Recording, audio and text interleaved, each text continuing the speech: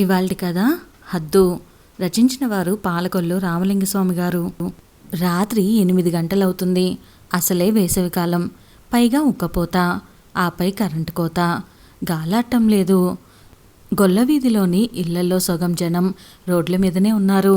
మంచాల మీద, అరుగుల మీద, సాలల్లోని చతికిలబడి పిచ్చాపాటిగా మాట్లాడుకుంటున్నారు. 40 ఏళ్ల మంగయ్యకు మంటగా ఉంది. ఒంట్లోనే కాదు, మనసులో కూడా. కంచంలో అన్నంతో పాటు తనకెంతో ఇష్టమైన వంకాయ కూరుంది. కలుపుకొని తినాలనుంది, కానీ తినలేదు. పెళ్ళాంతో జగడం పెట్టుకోవాలనుంది. కారణం కనపడటం లేదు. అవునే, పొద్దట వండిన ఆ ఉలవ కట్టుంది కావాలా, కొంచెం వెయ్యిమ్మే. చివరాఖరికి నోరు విప్పాడు మంగయ్య. ఏది, ఎక్కడుంది? 2 క్యారేజీల్లో సర్దేసి నీ కళ్ళ ముందే కదా తెపాల ఖాళీ చేసి పడేలేదా? మర్చిపోయావేటి? అంది జయమ్మ. అవునే, ఒకేలా అడుగున కాసింతైనా దాసావేటని అడుగుతున్నాను, నసిగాడు. దాశాను, ఇదా ఇందులోనా? ఖాళీ తపాలను ముందు పడేసి అందామె. ఆమె ఇచ్చిన సమాధానం కన్నా చేసిన పనికి మంటెక్కింది. అయినా తమాయించుకున్నాడు. అవునవును, నానంటే ఒక్కడికే కూరట్టుకెళ్ళాలా? నువ్వైతే 2కి. నీకు ఆ రాజుగాడికి సరిపోవాలి గదేటి, ఇంకెక్కడ మిగులుతాడి అన్నాడు. అతని మాటల్లోని వెటకారం కంటే వేసిన నిందకు అవమానం లావాల జివ్వున ఎగజిమ్మింది. దిగ్గున లేచింది. జుట్టు ముడేసుకొని అతని ముందుకొచ్చి చేతులు జోడించింది. నాయనా, నీకు దండం. మొదలెట్టేశావా? నాను బతుకున్నంత దాకా నీకు జబ్బు పోదు కావాలా? ఏ దిబ్బరగొట్టోడు నీ చెవిలో ఈ సంగతి పడేశాడో గాని ఆడికో దండం. ఆడి నోరు పడిపోవాలా, నాశనమైపోవాలా? నువ్వు అనుమానం కట్టిందానికి, ఆడు చెప్పిన దానికి సరిగ్గా సరిపోయింది. అమ్మ ఇప్పాల పోలమ్మ తల్లి, ఈ అనుమానపు మొగురుతో ఎన్నాళ్ళమ్మ నాకీ పరాకలు? ఆమె గొంతులో దుఃఖం, కళ్ళల్లో నీళ్లు సుళ్ళు తిరుగుతున్నాయి. కుమ్మరోడితో సాల్లేక కుండలు బద్దలు కొట్టేసిందాయట. వెనకటికి నీలాంటిదొకటి. మధ్యలోన ఆ సీనిగాడేది చేశాడు? ఉన్నదే కదా చెప్పాడు. ఎవరు చెప్తే ఏటి? అది నిజమా కాదా? కాదని చెప్పు, నువ్వు చెప్పిన దానికి ఒప్పుకుంటాను, గొంతు పెంచి ఆవేశంగా అన్నాడు. అక్కడేటి జరిగిందో చెప్తాను, ఇను ముందు, ఆ తర్వాత మాట్లాడు. వట్టి గంజన్నం తెచ్చాను, కూరేటి తెచ్చుకోలేదే అని మధ్యాహ్నం క్యారేజీ లిప్పిన కాడ ఆ రాజుగాడు అన్నాడు. పోన్నే, దానికేటిలే అని ఒక తెక్కెత పనికొచ్చినోళ్ళం ఆ మాత్రం ఇచ్చిపుచ్చుకోవటాలు ఉండవా అని నానే ఉలవకట్టు కప్పులో పోసిచ్చాను. ఇదే అక్కడ జరిగింది, ఇంతకు మించి మరేటీ లేదు. దానికి ఆ సీనుగాడు ఇంతకింత పుట్టించి నీతో చెప్పుంటాడు. దానికి నువ్వు రెచ్చిపోతున్నావు. అయినా ఇందులోన అనుమానం కట్టడానికి ఏతుంది చెప్పు? బయటకు వెళ్ళి మెట్ల మీద కూర్చొందు అంది జయమ్మ. ఎవడో చెప్పేస్తే నమ్మడానికి నా నేటి బుర్రలేనోడిని అనుకున్నావా? చాలా రోజుల నుంచి చూస్తున్నాను, నీకు ఈ మధ్యన సాని సోకులు ఎక్కువైనాయి. టిప్పుటాపుగా తయారవుతున్నావు. ముఖానికి పగడ్రు రాసుకోవటాలు, గోళ్ళకి రంగులేసుకోవటాలు, ఉతికిన చీరలు కట్టుకోవడాలు చూడలేదనుకుంటున్నావా? పనికెళ్తున్నావా, పెళ్ళికెళ్తున్నావా?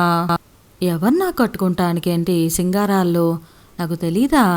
కంచంలో కడిగిన చెయ్యిని తుడుచుకొని పైకి లేస్తూ అన్నాడు. ఊరి పనికి మాలినోడా, సరిగ్గా చీర కట్టుకొని పౌడర్ రాసుకోవడం కూడా నీ దృష్టిలో తప్పేనా? అవన్నీ ఆడి కోసమేనని అనటానికి నోరెలా వచ్చింది? నేను ఈ కంటికి ఎలా అవపడుతున్నాను? పని చేసినా కాడ ఆడ మగ ఎలాగుంటారో నీకు తెలీదా? మాట మాట కలపాల్సి ఉంటుంది, కలిసి కొన్ని పనులు చేయాల్సి ఉంటుంది, ఇచ్చిపుచ్చుకోటాలు ఉంటాయి. అంత మాత్రం చేత నీతి తప్పినట్టేనా? అలాగైతే ఉద్యోగాలు చేసే ఆడోళ్ళంతా ఏటైపోవాలా? వాళ్ళ బతుకులు నాశనమైపోయినట్టేనేటి అంది జయమ్మ. మధ్యలో ఉద్యోగస్తులతో పోటీ ఎందుకు? వాళ్ళకి నీకు ఒకటే నేటి. ఏం, ఎందుకు కాదు?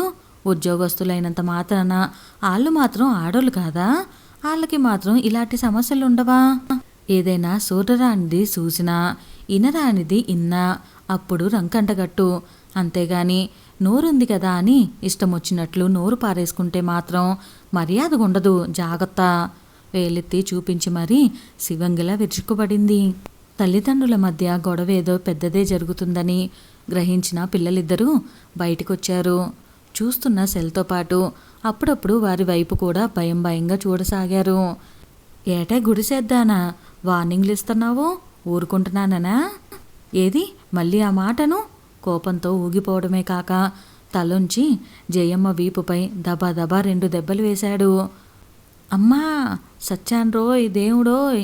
2 చేతులతో మంగయ్య కాళ్ళను బలంగా నెట్టేస్తూ కేకలేసింది జయమ్మ.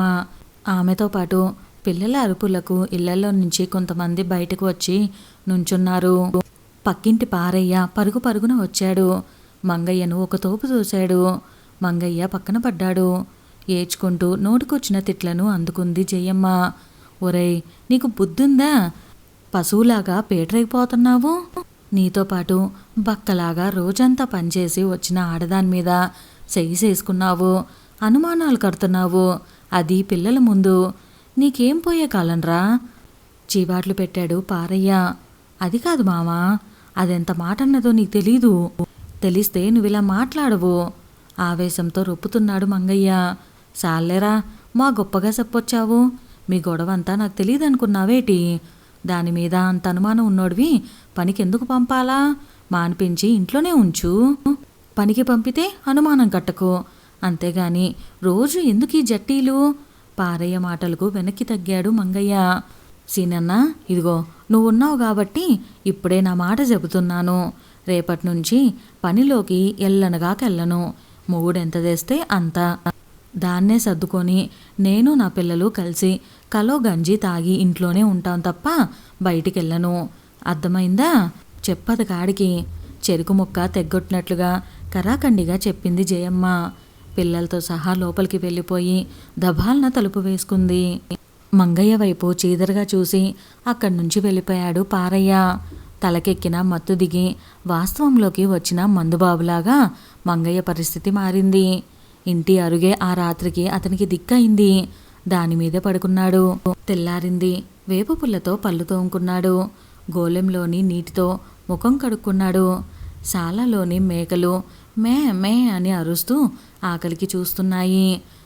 వెంటనే పేనకన ఉన్న గెదకర్ర కొడవలి తీశాడు.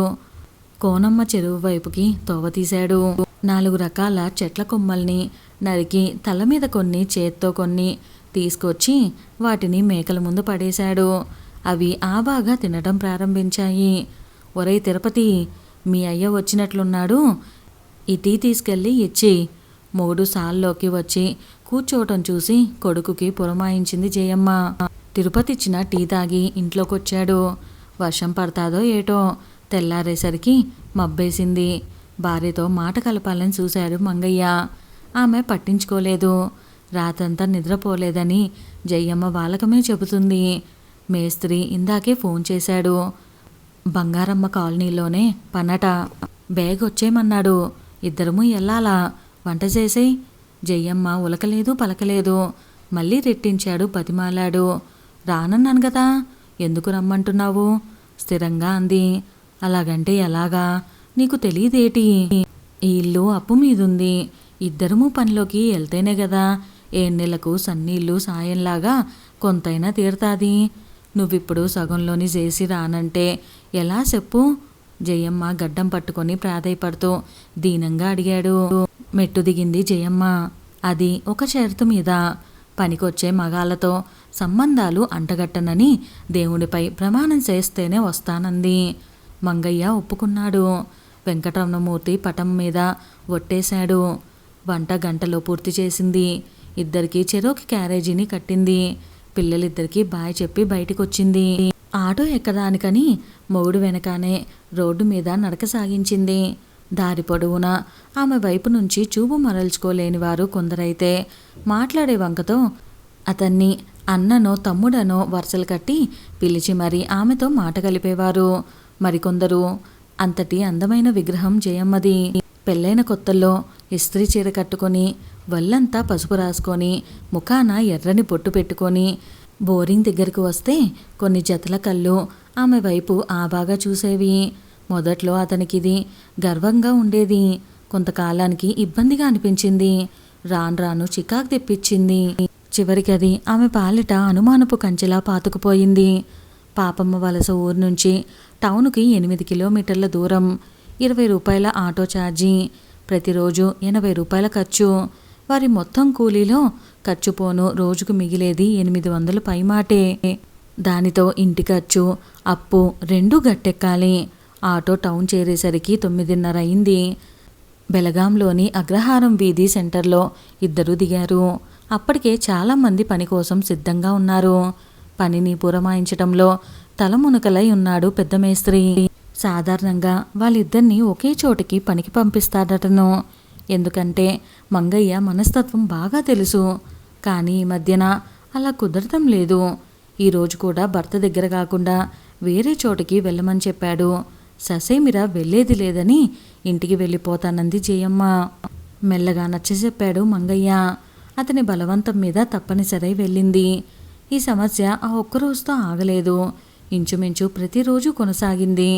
దాంతో అతని దగ్గర పని మానేశారు. ఇంకో మేస్త్రి బాలయ్య దగ్గర పనికి కుదిరారు. అక్కడ కూడా అదే వరుస. ఒక్కోసారి పనిచేసే ప్రాంతమే ఎక్కువ దూరంగా ఉండేది. అయినా నడకతోనే వెళ్ళి వచ్చేది. ఎవరితోనూ మాట్లాడేది కాదు. ఒకరోజు మధ్యాహ్నం జయమ్మ పరంజీ కడతా ఉండగా మంగయ్య కిందన పడిపోయాడట. పెద్ద దెబ్బలేటి తగల్లేదులే, గాబరా పడిపోకు. ఆస్పత్రికి మనోళ్ళు తీసుకెళ్లారట. ఇసుక పెరుగుతున్న జయమ్మ దగ్గరకు బండితో వచ్చిన బాలయ్య చెప్పాడు. కళ్ళల్లో నీళ్లు తిరిగాయి జయమ్మకు. అయ్యో భగవంతుడా, ఇప్పుడు ఎలాగున్నాడో ఏటో. ఒక పాలి నన్ను ఆయన దగ్గరికి తీసుకెళ్ళవా? ఏడుపు గొంతుతో అడిగింది. బండి మీద జయమ్మ నెక్కించుకొని ఏరియా ఆసుపత్రికి తీసుకెళ్లాడు బాలయ్య. దెబ్బలు పెద్దగా లేవు. కాకపోతే వాళ్ళంతా రగిడి అక్కడక్కడ రక్తాలు కారుతున్నాయి. ప్రథమ చికిత్స అనంతరం మరేం పర్వాలేదని మంగయ్యను పంపించేశారు డాక్టరు. ఆటో స్టాండ్ వరకు ఇద్దరిని బండి మీద దిగపెట్టి ఇంటికి వెళ్ళిపోమన్నాడు బాలయ్య. 3 రోజులు పనికి పోలేదు మంగయ్య. జయమ్మ మాత్రం వెళ్ళింది. పని ప్రాంతం ఒక్కొక్కప్పుడు దూరంగా ఉండేటప్పుడు, తిరుగు ప్రయాణంలోనూ అప్పుడప్పుడు జయమ్మను తన బండి మీద దిగపెట్టుతూ ఉండేవాడు బాలయ్య. మంగయ్య 1-2 సార్లు చూసినా, వాళ్ళిద్దరినీ అలా బండి మీద చూసినా ఏమనలేదు. 3 పిల్లల మధ్య ఎటువంటి స్పర్ధలు లేవు. కలహాలు చోటు చేసుకోలేదు. అంతా ప్రశాంతం. మారిన పరిస్థితికి 1000 దేవుళ్లకు మొక్కుకుంది జయమ్మ. వర్షం కురిసి వెలిసిన ఓ వెన్నెల రాత్రి అన్నాలు తినేవేళ మంగయ్యలో మళ్ళీ అనుమానం పురుగుతోల్చింది. ఈసారి బాలయ్య బండి ఎక్కి రావటమే ప్రధాన ఎజెండా. ఒట్టి అరుపులే తప్ప మొగుడేటి చేయలేదని నీకు ధైర్యమే. అందుకే పెద్ద మేస్త్రితో బండి మీద షికార్లకి మరిగావు. నీలాటోళ్ల దృష్టిలో మొగుడు ఒక పనికిమాలినోడ కింద లెక్కే. ఎప్పట్లాగే మంగయ్యలో బూతుల భాగోతం ఊపందుకుంది. నీ మాటలకేటిలే, కనిపించిన ప్రతి మగోతో సంబంధాలను అంటకట్టడం తప్ప నీకేటి తెలుసు? అయినా అతనికి మా అయ్య వయసు ఉంటుంది. నన్ను అమ్మ అనే అంటాడు. కూతుర్లాగే చూస్తాడు. నీకు దెబ్బలు తగిలినప్పుడు డాక్టర్ గారికి తీసుకెళ్ళి మందులు కొన్న దగ్గర నుంచి పనికి రానివ్వకుండా ఉత్తిపున్నానికే 2 రోజులు కూలి పంపినంత వరకు ఆదుకున్నది ఎవరు? మనిషి అన్నాక ఆ మాత్రం విశ్వాసం ఉండాలా, నమ్మకం ఉండాలా? లేకపోతే మనిషికి పశువుకి తేడా ఏటి? లోకంలో నీలాంటి మగోళ్ళు ఉండబట్టే ఆడోళ్ళు బలవంతంగా చచ్చిపోవడాలు ఎక్కువైపోయినాయి. జయమ్మ ఘాటు సమాధానం మంగయ్యను మరింత రెచ్చగొట్టేలా చేసింది. చుట్టుపక్కల ఇళ్లవారు గుమ్మిగూడి అతనికి శుద్ధులు చెప్పారు. వాతావరణం అప్పటికి చల్లబడ్డట్టే అనిపించింది. కొంతసేపటి తర్వాత చచ్చిపోయినాన్రో దేవుడో అని పెద్దగా అరుచుకుంటూ పరుగున వీధుల్లోకి వచ్చి రామమందిరం అరుగు మీద అలసిపోయి కూలబడిందో ఆకారం. అది మరెవరో కాదు, మంగయ్యే. వెనకాల మునకాల కర్రతో ఉగ్రకాళీలాగా జయమ్మ. ఇప్పటికైనా బుద్ధి తెచ్చుకో, నేను అలాంటి దాన్నో తెలుసుకో. ఈరోజు ఇక్కడితో సరిపెడుతున్నాను. ఇక నుంచి ఇలాగుండదు. డైరెక్టుగా పోలీస్ స్టేషన్కే. నీ ఒళ్ళు నులుపల్లే తీరుస్తారు. నానిక ఆగమన్నా ఆగను. అందాక పరిస్థితి తెచ్చుకోకు. చివరి హెచ్చరిక జారీ చేసి వెనుదిరిగింది జయమ్మ. అప్పటికే మంగయ్య చుట్టూ చేరిన జనం అతన్ని చూసి ముసిముసిగా నవ్వుతున్నారు.